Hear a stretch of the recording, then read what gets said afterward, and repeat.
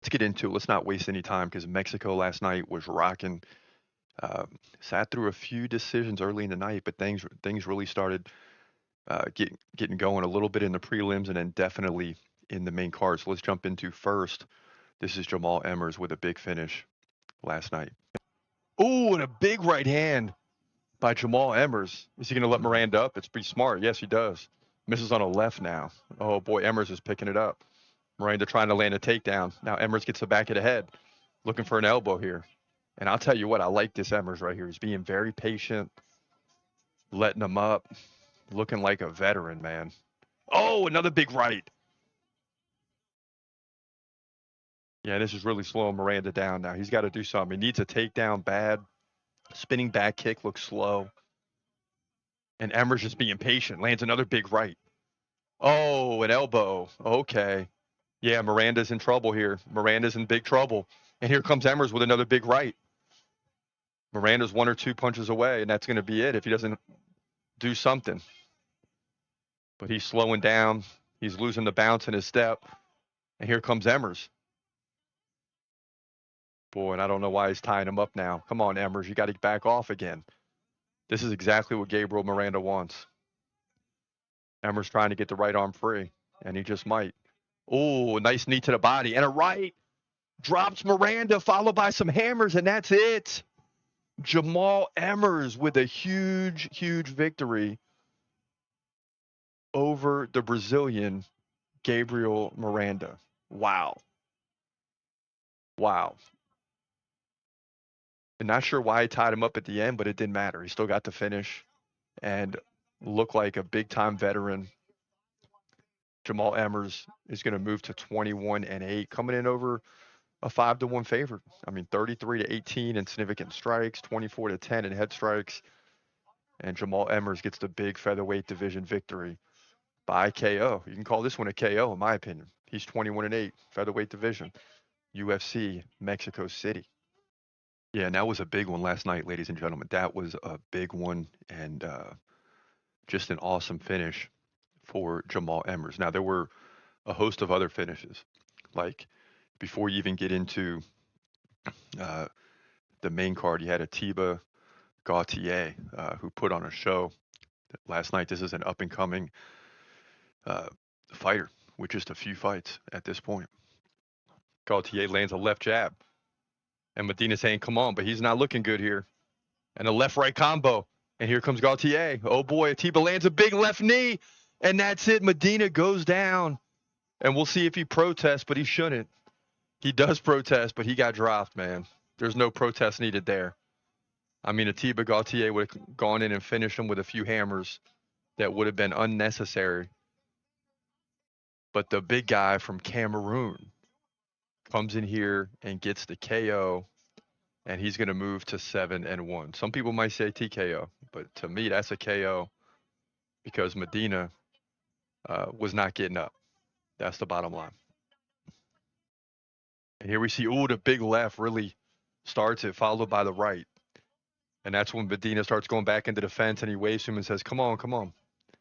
You know, and a lot of time you're trying to trick your opponent there, acting like it doesn't hurt, but it really does. And then it was that left knee. Yeah, dude, that's a KO.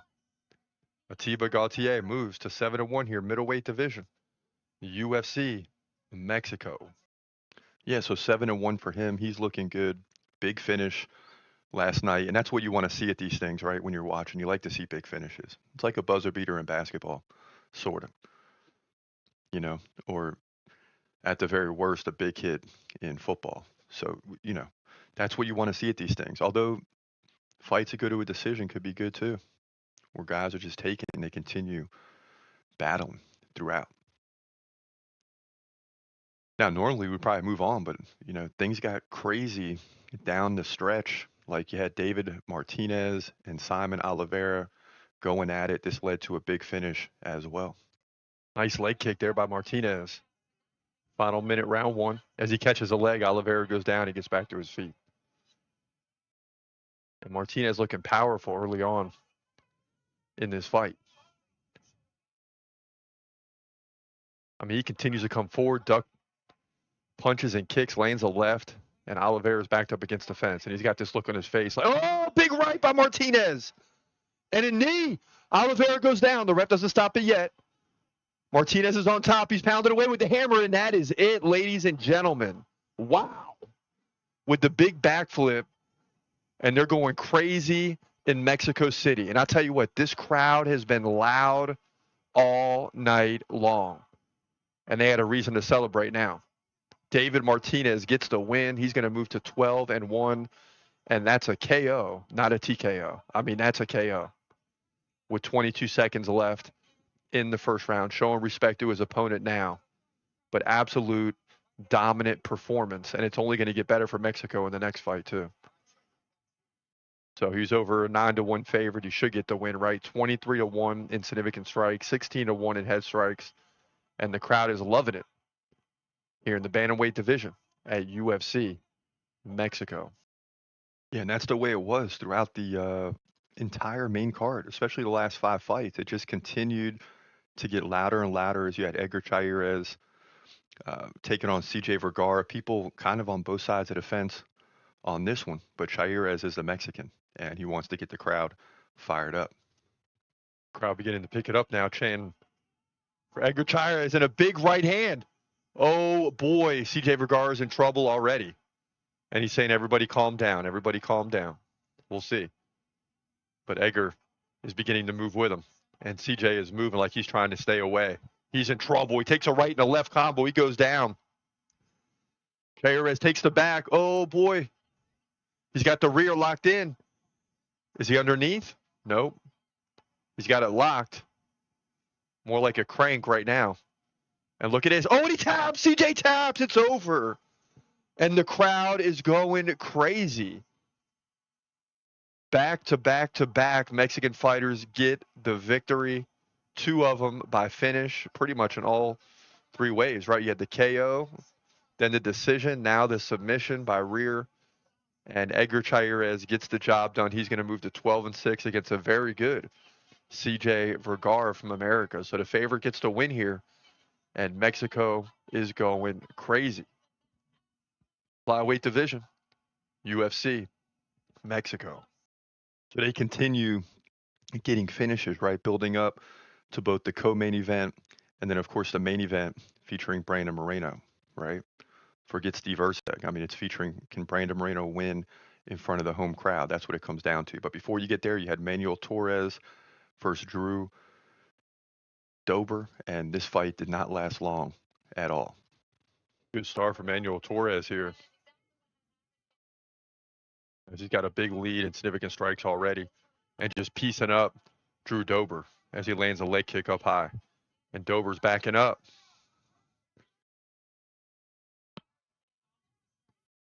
Torres moving to his right, getting back to the center of the octagon. Big right, drops Dober. Look at this. And he's pounding away. Dober's trying to get the takedown. It's not going to happen. He's taking hammer after hammer, and the ref's looking at it, and that's it. Drew Dober is finished. And he's back to his feet. I don't think he knows even what happened.